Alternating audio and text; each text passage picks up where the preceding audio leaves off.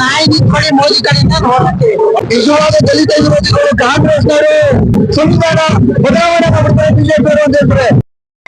ಹಾಗೆ ಎಲ್ರಿಗೂ ನಮಸ್ಕಾರ, welcome back to Sachin 17 YouTube channel. Guys, ಇವತ್ತು 2024ನೇ ಸಾಲಿನ ಲೋಕಸಭಾ ಚುನಾವಣೆಗೆ ನಮ್ಮ ಹುಣಸೂರಿನ ಮತದಾರರು ಅವರ ಅಮೂಲ್ಯವಾದ ಮತವನ್ನು ಯಾರು ನೀಡ್ತಾರೆ ಅಂತ ಅವ್ರ ಹತ್ರ ಕೇಳೋಣ. ಬನ್ನಿ ಗೈಸ್, ಅದಕ್ಕೂ ಮುಂಚೆ ನೀವಿನ್ನ ನಮ್ಮ ಚಾನಲ್ಗೆ ಸಬ್ಸ್ಕ್ರೈಬ್ ಆಗಿಲ್ಲ ಅಂದ್ರೆ ಪ್ಲೀಸ್ ಸಬ್ಸ್ಕ್ರೈಬ್ ಮಾಡ್ಕೊಂಡು ಈ ವಿಡಿಯೋನ ಕೊನೆವರೆಗೂ ನೋಡಿ. ನೀವು ಯಾರು ಕೂಡ ಹಾಕ್ತೀರಿ ಈ ಸಲ? ನಾವು ಮಾಮೂಲಿ ನಮ್ಮ ಎದುರು ಒಡೆಯರು ಹಾಕ್ಲೇಬೇಕಲ್ಲ. ಬಿಜೆಪಿ ಅವ್ರಿಗೆ ಯಾಕೆ ಹಾಕ್ತೀರಾ? ಅವ್ರಿಗೆ ಯಾಕಂದ್ರೆ ನಮ್ಮ ಮೋದಿಗೋಸ್ಕರ ಹಂಗಾರೆ ಓಟ್ ಹಾಕ್ತೀರಾ? ಇನ್ನೇನಪ್ಪ, ಯಾರು ಅಭಿವೃದ್ಧಿ ಏನೇ ಮಾಡಿಲ್ಲ, ನಮ್ಮ ಮೋದಿ ನೋಡ್ಕೊಂಡೆ ಎದುರು ಓಟ್ ಹಾಕೋದು. ಹೌದು, ಇಲ್ಲಿ ಕಾಂಗ್ರೆಸ್ ಯಾರು ಅಭಿವೃದ್ಧಿ ಮಾಡಿಲ್ಲ ಇಲ್ಲಿ ಹುಣಸೂರಲ್ಲಿ. ಇಲ್ಲಿ ಯಾವ ಕಾಂಗ್ರೆಸ್ ಬಂದು ಒಂದು ವರ್ಷಕ್ಕೆ ಏನ್ ಮಾಡಿದಾರೆ? ಇಲ್ಲಿ ಏನು ಮಾಡಿಲ್ಲ. ಬಿಜೆಪಿ ಮಾಡೋರೆ, ಬಿಜೆಪಿ ಮಾಡಿಲ್ಲ. ಮೋದಿ ಮಗ ನೋಡ್ಕೊಂಡು ಮೋದಿ ಓಟ್ ಹಾಕೋದು ಅಷ್ಟೇ. ಮೋದಿ ಮಕ್ಕ ನೋಡ್ಕೊಂಡು ಓಟ್ ಹಾಕ್ತಾ ಇದ್ದೀರಿ. ಮೋದಿ ಹಾಕೋದು ಅಷ್ಟೇ, ಓಟ್ ಏನಿಲ್ಲ. ಅಂದ್ರೆ ಈಗ ಪ್ರತಾಪ್ ಸಿಂಹನ ಬಿಟ್ಕೊಟ್ಟಿದಾರಲ್ಲ, ಅದಕ್ಕೇನಂತೀರ ನೀವು? ಶೇರ್ಖಾನ್ ಅವ್ರಲ್ಲ ಪ್ರತಾಪ್ ಸಿಂಗ್ ಜೇರ್ಕಂಡವ್ರೆ, ಬಟ್ ಪ್ರತಾಪ್ ಸಿಂಗ್ ಇಟ್ಕೊಡ್ಬೇಕಿತ್ತಲ್ಲ ಟಿಕೆಟ್ ನ. ಟಿಕೆಟ್ ಇರ್ಲಿ, ಇವ್ರು ಯುವಕನೇ ಅಲ್ವಾ ಎದುರುವೆ. ಅವ್ರು ಒಂದ್ 2 ವರ್ಷ ಆಯ್ತು. 10 ವರ್ಷ ಪ್ರತಾಪ್ ಸಿಂಗ್ ಅವರು ಅಭಿವೃದ್ಧಿ ಕೆಲಸಗಳನ್ನ ಅವರು ಚೆನ್ನಾಗಿ ಮಾಡೋದು. ಅಭಿವೃದ್ಧಿ ಬಗ್ಗೆ ಏನು ಕೇಳಂಗೆ ಇಲ್ಲ. ಅಭಿವೃದ್ಧಿ ಚೆನ್ನಾಗಿ ಮಾಡ್ಯಾರ, ರಸ್ತೆ ಮಾಡಿದಾರೆ, ನೀರು ಪ್ರತಿಯೊಂದು ಮಾಡಾರ. ಏನ್ ತೊಂದ್ರೆ ಇಲ್ಲ ಅದು ಬಿಡಿ. ನಿಮ್ಮ ಮತ್ತೆ ಈಗ ಯದುವೀರ್ಗೆ ಓಕೆ. ನಾವು ಇದೇನ್ ಹಿಡ್ದಿದ್ದೇವು? ಬಿಜೆಪಿನ? ಬಿಜೆಪಿಗೆ ಯಾಕೆ ಕೊಟ್ಟಾಗಿದೆ? ಯಾಕೆ ದೇಶ ಹಾಕೋದು? ಇನ್ಯಾಕೆ? ಯಾರು ಮೋದಿ ಇಲ್ಲಾರ ರೀತಿ ಇದ್ರು ಇಲ್ಲಿ ಇವನು ಮಹಾರಾಜನ ಮಹಾರಾಜ ನೋಡ್ಕೊಂಡು ಓಡಾಕ್ತಿರಿ. ನಾಳೆ ಬಂದಿದ್ದ ಬಿಲ್ಕರ್ಗೆ. ಅಂದ್ರೆ ನಿಮ್ದು ಮೋದಿ ಅದಣ್ಣ? ಪಕ್ಕ ಮೋದಿ. ಮೋದಿ. ನೀವು ಕೂಡ ಮೋದಿಗೆನಾ? ನಾವು ಬಿಜೆಪಿ ಕೂಡ ಹಾಕ್ತಿರಿ? ಬಿಜೆಪಿ. ಕಾಂಗ್ರೆಸ್ ಬೇಡ? ಅದೊಂದ್ ಕಡೆಗೆ. ಅದೊಂದ್ ಕಡೆ ಇವತ್ತು ಈಗ ಹಾಕ್ಬೇಕು ಅದೊಂದ್ ಕಡೆಗೆ. ಅಂದ್ರೆ ಇವಾಗ Modi. Modi. Okay, thank you. ನೀವ್ಯಾರು ಕೂಡ ಹಾಕಿರಿ? ಬಿಜೆಪಿನ? ನೀವು ಜೆಡಿಎಸ್ ಕಡೆಯವ್ರ ಬಿಜೆಪಿ ಕಡೆಯವ್ರ? ಬಿಜೆಪಿ ಕಡೆಯವರು. ಬಿಜೆಪಿ ಕಡೆಯವ್ರ. ಜೆಡಿಎಸ್ ಕೋಟ್ ಹಾಕೊಂಡಿದ್ರಿ? ಸಮ್ಮಿಶ್ರ ಸರ್ಕಾರ ಅದೆಲ್ಲ ಅದಕ್ಕೆ ಮೈತ್ರಿ ಆಗೈತಲ್ಲ ಅದಕ್ಕೆ. ಅಂದ್ರೆ ಬಿಜೆಪಿ ಕಡೆಯವ್ರ ನೀವು? ಪಕ್ಕ. ಅಂದ್ರೆ ಏನ್ ಕೆಲಸ ಮಾಡೋರು ಇಲ್ಲಿ ಹುಣಸೂರಲ್ಲಿ? ಹುಣಸೂರು ಅಂತಲ್ಲ, ನಮ್ಮ ದೇಶಕ್ಕೆ ಬೇಕವರು. ದೇಶಕ್ಕೆ ಮೋದಿಗೋಸ್ಕರ ಓಟ್ ಹಾಕ್ತೀರಾ? ಓಕೆ, ಹಂಗಾರೆ ಮೋದಿ ನೋಡ್ಕೊಂಡೆ ಓಟ್ ಹಾಕ್ತಿರೋದು ನೀವು. ಅಂದ್ರೆ ಇಲ್ಲಿ ಅಭಿವೃದ್ಧಿ ಕೆಲಸ ಮಾಡಿಲ್ಲ ಅಂದ್ರೆ? ಮಾಡ್ದಂತ ಬರ್ತದೆ. ಅಲ್ಲಿ ಸರ್ಕಾರ ಬಂದ್ಮೇಲೆ ಇಲ್ಲಿ ಮಾಡುತ್ತಾರೆ. ಕಾಂಗ್ರೆಸ್ ಅವ್ರ ಏನಕ್ಕೆ ಬೇಡ? ಕಾಂಗ್ರೆಸ್ ಅವ್ರು ಬೇಡ ನಮ್ಗೆ. ಕಾಂಗ್ರೆಸ್ ಅವ್ರು ಬೇಡ, ಮೋದಿ ಮಾತ್ರ. ಮೋದಿನ ಒಡೆಯರ? ಮೋದಿನೇ. Okay, thank you.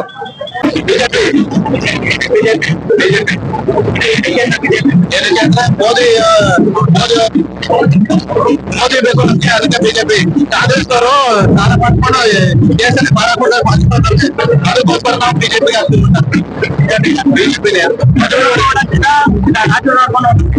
ಎರಡು ನಮ್ಗೆ ಬಿಜೆಪಿ ಬೇಕು ಅಂತೇಳಿ. ನಮ್ಮ ರೈತರೇ ಬಿಜೆಪಿ ಓಟ್ ಹಾಕೋದು.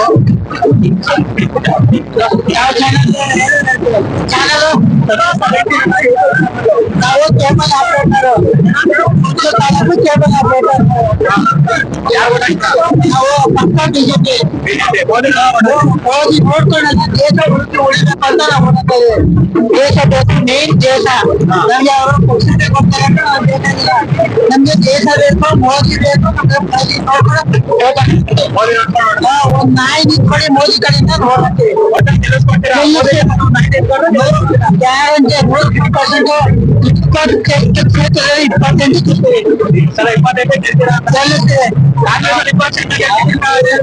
ಯಾವುದೇ ಕಾರಣಕ್ಕಿಲ್ಲ, ಯಾವುದೇ ಇಲ್ಲ. ನಾವು ಬಿಜೆಪಿ ನಾವು 20% ಗೆಲ್ಲುತ್ತೇವೆ. ಬಿಜೆಪಿ ಗೆಲ್ಲುತ್ತೆ, ನಾವು ಗೆಲ್ಲುತ್ತೇವೆ. ನಮ್ದು ಇಟ್ಕೊಳ್ಳಿ. ಮೋದಿ ನೋಡ್ಕೊಳ್ಳೋಣ, ದೇಶ ನೋಡ್ಕೊಳ್ಳೋಣ. ದೇಶ ಮೋದಿನೇ. ದೇಶ ಮೋದಿನೇ. ಹುಣಸೂರಿನ ಅಭಿವೃದ್ಧಿ ಆಯ್ತಾ? ಹುಣಸೂರಲ್ಲಿ ಅಭಿವೃದ್ಧಿ ಎಷ್ಟೇ ಆಗುತ್ತೆ, ಮಾಡಿದೆ. ಕೇಂದ್ರ ಸರ್ಕಾರ ಪ್ರತಾಪ್ ಸಿಂಹ ಮಾಡಿದ್ದಾರೆ. ಅವ್ರಿಗೆ ಯಾರಿಗೂ ಗೊತ್ತಿಲ್ಲ, ಅವ್ರು ಮಾಡಿರೋದು ಯಾರಿಗೂ ಗೊತ್ತಿಲ್ಲ. ಕಣ್ಣು ಕಾಣಕ್ಕೆಲ್ಲ ಮಾಡಿದ್ದಾರೆ. ನಾವು ದೇಶ ಬೇಕು, ನಾವು ದೇಶ ಉಳಿಸ್ಕೋಬೇಕು, ನಾವು ಮಾಡ್ತಿದ್ದೀವಿ. ಮೋದಿ ಬೇಕು ನಮ್ಗೆ.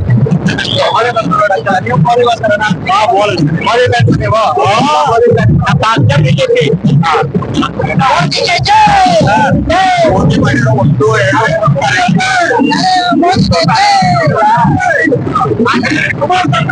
ತಾಲೂಕೇಂದ್ರಲ್ಲ ಒಂದೊಂದು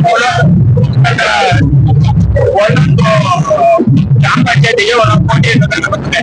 ತಳಿಗಳು ಕಟ್ಕೊಳ್ಳಕ್ಕೆ, ರೈತರಿಗೆ, ಮನೆಗಳ ನಿರ್ಮಾಣಕ್ಕೆ, ರಸ್ತೆ ನಿರ್ಮಾಣ, ಕೆರೆ ಕೂಡಿಸೋದು ಇಂತ ಮಾಡೋರೆ. ಆಮೇಲೆ ಕೃಷಿ ಸಮಾನ ಯೋಜನೆ ಆಗ್ತಾವ್ರೆ. 1 ವರ್ಷಕ್ಕೆ 38,000 ಕೋಟಿ ಗೊಬ್ಬರಕ್ಕೆ ಸಬ್ಸಿಡಿ ಕೊಡ್ತಾವ್ರೆ. ಆಯುಷ್ಮಾನ್ ಭಾರತ್ ಕಾರ್ಡ್ ನಮ್ಮ ಕರ್ನಾಟಕದಲ್ಲಿ 80 ಲಕ್ಷ ಜನ ಆಪರೇಷನ್ ಮಾಡಿಸ್ಕೊಂಡವ್ರೆ. ಅಂತವು ಬೇಕಾದಷ್ಟು ಮಾತಾಡೋರೆ ಮೋದಿ ಬಗ್ಗೆ ಬೆಳಗಾನ ಆಗುತ್ತೆ. ನಿರ್ಮಾಣ, ನಗರಗಳ ನಿರ್ಮಾಣ, ಒಂದೇ ಮಾತಾಡೋದು ರೈಲ್ಗಳು ಮಾಡ್ಬೋದು, ಮೆಟ್ರೋ ನಿರ್ಮಾಣಗಳು, ಮೆಟ್ರೋ ರೈಲು 27 ನಗರದಲ್ಲಿತ್ತು. ಈಗ ಎಷ್ಟು ನಗರದಲ್ಲಿದೆ ಇಡೀ ದೇಶದಲ್ಲಿ? ರಸ್ತೆಗಳು ದಿವಸಕ್ಕೆ 32 ಕಿಲೋಮೀಟರ್ ರೈಲು ನಡೀತಾನೆ. ಆಮೇಲೆ ಅದೇ ಸ್ವಲ್ಪ ಕಾಂಗ್ರೆಸ್ ಸರ್ಕಾರ 100 ರೂಪಾಯಿ ನಡೀತಾ ಇದ್ರು. ಈಗ 1 ರೂಪಾಯಿ 10 ರೂಪಾಯಿ ಹಿಡಿತಾರೆ. ಜನ್ಮ ಖಾತೆಗೆ ದುಡ್ಡು ಬರ್ತಾರೆ. ಮತ್ತೆ ಸ್ವಲ್ಪ 150 ರೂಪಾಯಿ ಮೋದಿಯಿಂದ ದೇಶದ ಪರಿವಾರಕ್ಕೆ ಅವ್ರ ಗಂಡ ಹೆಂಡತಿ ಮಕ್ಕಳಿಗೆ ಯಾರಿಗೂ ದುಡ್ಡು ಗೊತ್ತಿಲ್ಲ. 28 ಕ್ಷೇತ್ರ ಬಿಜೆಪಿ ಜೆಡಿಎಸ್ ಗೆಲ್ಲುತ್ತೆ. ಎಲ್ಲೂ ಇನ್ನೇನು ಕಾಂಗ್ರೆಸ್ ಎಲ್ಲೂ ಗೆಲ್ಲಲ್ಲ.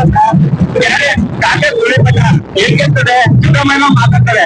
ಇಲ್ಲಿ ಎಣ್ಣೆ ಇರಿಸ್ತಾರೆ, 90 ರೂಪಾಯಿ 150 ಮಾಡವ್ರೆ. ನಮ್ಮ ಹೆಸರು ಹಾಕೊಂಡು ಹಾಕ್ತಾರೆ. ಅವ್ರು ಹಾಕೋದು ಬೇರೆ, ನಮ್ಗೆ ಕೊಡೋದು ಬೇರೆ. ಆಮೇಲೆ ಕೇಂದ್ರದಿಂದ ಹೆಚ್ಚು ಇರ್ತದೆ. ಇವ್ರಿಂದ 12 ತಿಂಗಳ 6 ತಿಂಗಳ ದುಬಾರಿ ಸರ್ಕಾರ ಇದು. ಇದಕ್ಕೆ ಸುಮಾರು ಮಾನ್ ಕಳ್ಳ ಮಾತಾಡ್ತಾನೆ.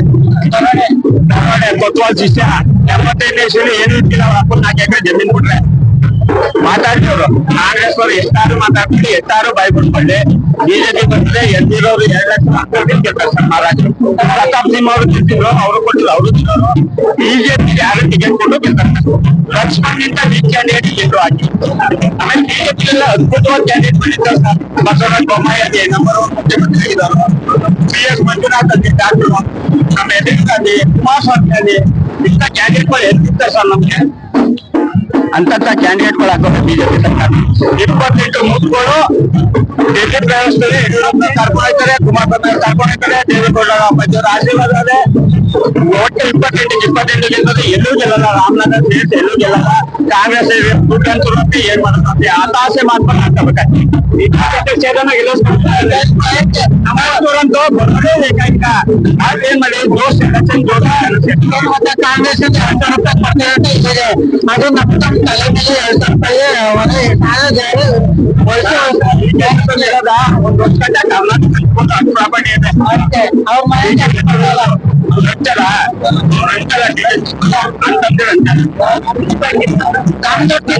ನಮ್ಗೆ ಕೊಡ್ತಾರೆ. ನಮ್ಗೆ ಕೊಂಡ್ರೆ ನಮ್ಗೆ ಬೇಕಾಗಿಲ್ಲ. ನಮ್ಗೆ ಮೈಸೂರು ಕಾಂಗ್ರೆಸ್ ಹೇಳಕ್ಕಿದೆ. ಯಾಕೆಂದ್ರೆ ಸಿದ್ದರಾಮಯ್ಯ ಎಷ್ಟೇ ಮಾಧ್ಯಮ ಮೂಲಕ ಕುಮಾರಸ್ವಾಮಿ ಮಾತಾಡ್ತಾರೆ. ಲಕ್ಷ್ಮಣ ಯಾವ ಕಾರಣಕ್ಕೂ ಗೆಲ್ಲಲ್ಲ ಅಂತ ಕ್ಯಾಂಡಿಡೇಟ್ ಅಂತ ಗೊಂದಲ. ಲಕ್ಷ್ಮಣ ಗೆಲ್ಲಿಸ್ಕೊಟ್ಟಿಲ್ಲ. ಲಕ್ಷ ಕಟ್ಟಿ ನಾವು ಬರ್ತೀವಿ, ರೆಡಿ ಆಗಿ ನಾವು ಬರ್ತೀವಿ. ಬಿಜೆಪಿ ಗೆಲ್ಲೇ ಗೆಲ್ತಾರೆ. ಮೈಸೂರು ಮತ್ತು ನಾವು ಚಾಮರಾಜನಗರ ಜಿಲ್ಲೆ ಗೆಲ್ತಾರೆ. ಒಂದು ಕ್ಷೇತ್ರದಲ್ಲಿ ಕಾಂಗ್ರೆಸ್ ಗೆದ್ದರೆ 28 ಅವರು ಮಾನದಂಡ 28 ಕ್ಷೇತ್ರದಲ್ಲಿ ಯಾವನಾದ್ರು ಒಬ್ಬ ಕಾಂಗ್ರೆಸ್ ಗೆದ್ರೆ ಭಾರತ ರತ್ನ ಕೊಡ್ಬೇಕು. ಗ್ಯಾರಂಟಿ ಬಿಜೆಪಿಗೆ 100% ಗ್ಯಾರಂಟಿ. ನೀವೇ ನೋಡಿಲ್ಲ ಅಂತಲ್ಲವ, ನಾವು ಕಾಯ್ತಿದ್ದೇವೆ. ನಾವು ಯಾರಕ್ಕೂ ಮಾಡಿಲ್ಲ, 10 ರೂಪಾಯಿ ಚಾರ್ಜ್ ಇಲ್ಲ. ನಮ್ ದುಡ್ಡು ಸ್ವಂತ ದುಡ್ಡು ಹಾಕೊಂಡು ನಾವು ಬಂದಿದ್ದೀವಿ. ಬಿಜೆಪಿ ಗೆಲ್ಲಿಸ್ಬೇಕು, ಕೆಲವರು ಯೂಟ್ಯೂಬ್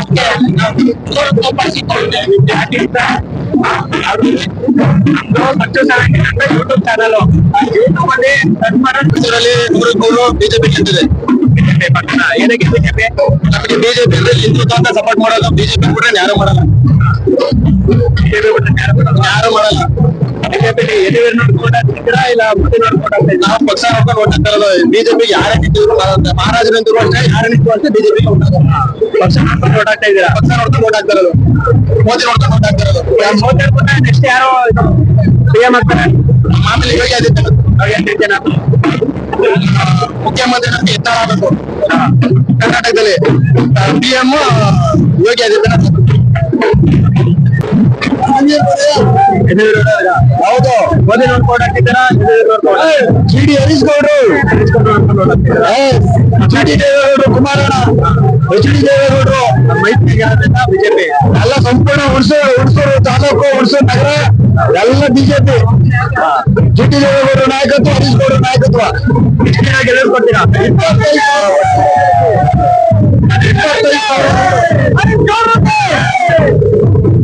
25,000 ಲೀಡರ್ ಗೆಲ್ಲಿಸ್ತೀವಿ. ಹೌದು. ಮಹಾರಾಜರು ಕೊಟ್ಟಿರ್ತಕ್ಕಂಥ ಕೊಡುಗೆಗಳು ಸ್ವಾತಂತ್ರ್ಯ ಪೂರ್ವದಲ್ಲಿ, ಸ್ವಾತಂತ್ರ್ಯ ಬಂದಿದ್ದ ಸಂದರ್ಭದಲ್ಲಿ, ಬ್ರಿಟಿಷರ ಆಳ್ವಿಕೆ ಇದ್ದಂತ ಸಂದರ್ಭದಲ್ಲಿ, ಸಂವಿಧಾನ ರಚನೆಯಾಗಿದೆ ಇದ್ದಂತ ಸಂದರ್ಭದಲ್ಲಿ ಮೈಸೂರು ಮಹಾರಾಜರು ಸಂವಿಧಾನದ ಮೂಲ ಏನು ಆಶಯಗಳು ಇವತ್ತು ಏನಿದೆ ಅದನ್ನ ಅವತ್ತೇ 1921 ಇಸ್ವಿಯಲ್ಲಿ ರೂಪಿಸಿ ಅವತ್ತು ಮೀಸಲಾತಿ ವ್ಯವಸ್ಥೆಯನ್ನು ತಂದುಕೊಡೋದ್ರ ಮೂಲಕ ಪ್ರತಿಯೊಂದು ಸಮಾಜಕ್ಕೂ ಕೂಡ ಅವ್ರದೇ ಆದಂತ ಒಂದು ಏನು ಕಾಯಕಗಳ ಮಾಡ್ತಿದ್ರು ಅದ್ರ ಮೂಲಕ ಅವ್ರಿಗೆ ಮೀಸಲಾತಿಯನ್ನು ಕೊಟ್ಟು ಅವರೆಲ್ಲ ಮುಂಚೂಣಿ ತಂದಂತ ಮಹಾನ್ ನಾಯಕರು ನಾಲ್ವಡಿ ಕೃಷ್ಣರಾಜ ಒಡೆಯರ್ ಅವರು.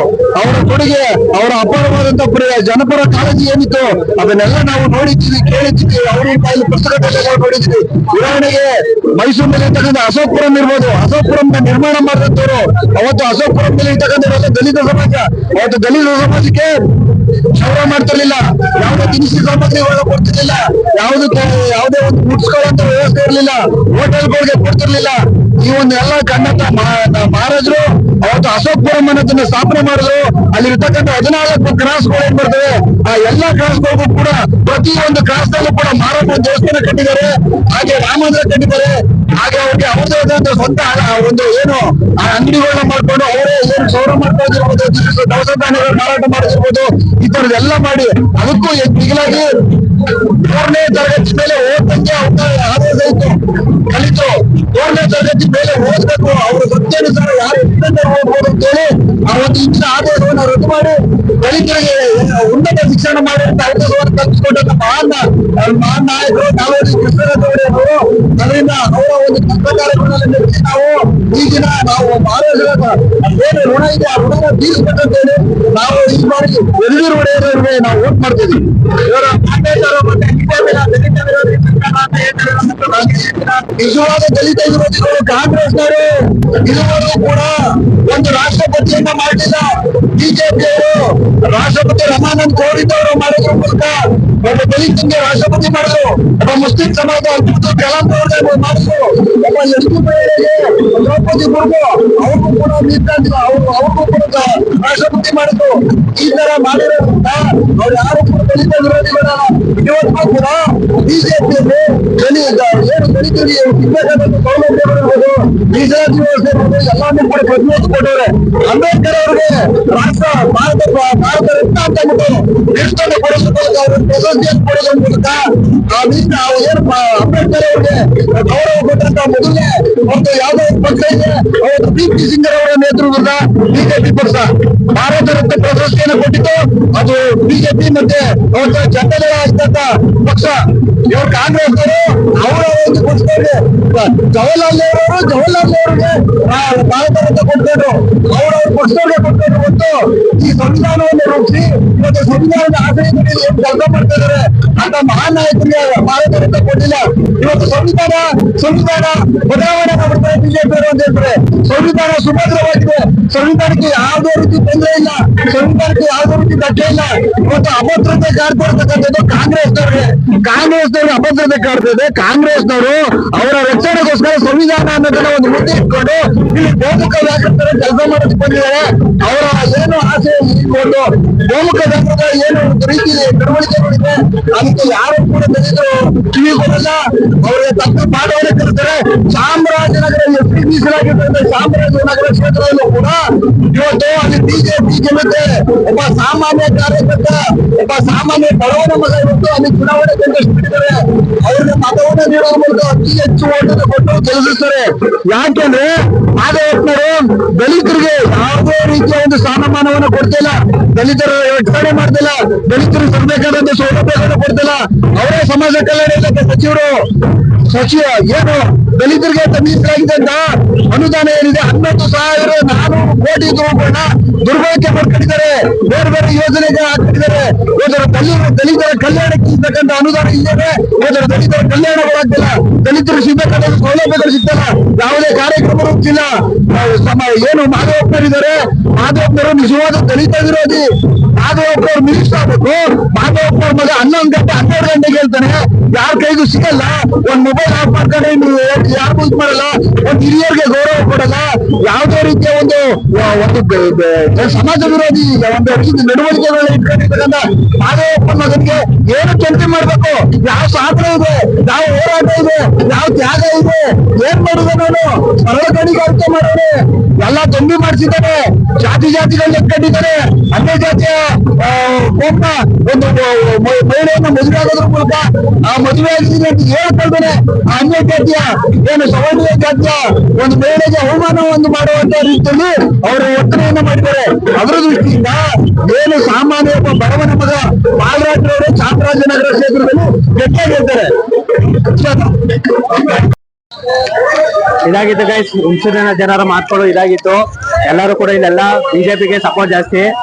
ನೀವು ಕೂಡ ನಿಮ್ಮ ಅಭ್ಯರ್ಥಿನ ಯೋಚನೆ ಮಾಡಿ ಆಯ್ಕೆ ಮಾಡಿ. ಯಾವ ಬಿಜೆಪಿ ಆಗ್ಲಿ ಕಾಂಗ್ರೆಸ್ ಆಗ್ಲಿ ಯಾವ್ದನ್ನು ಕೂಡ ಪಕ್ಷ ಯೋಚನೆ ಮಾಡ್ಬೇಡಿ, ಅಭ್ಯರ್ಥಿ ಯೋಚನೆ ಮಾಡ್ಕೊಂಡು ದೇಶಕ್ಕೋಸ್ಕರ ಓಟ್ ಹಾಕಿ ಗೈಸ್. Okay friends, by.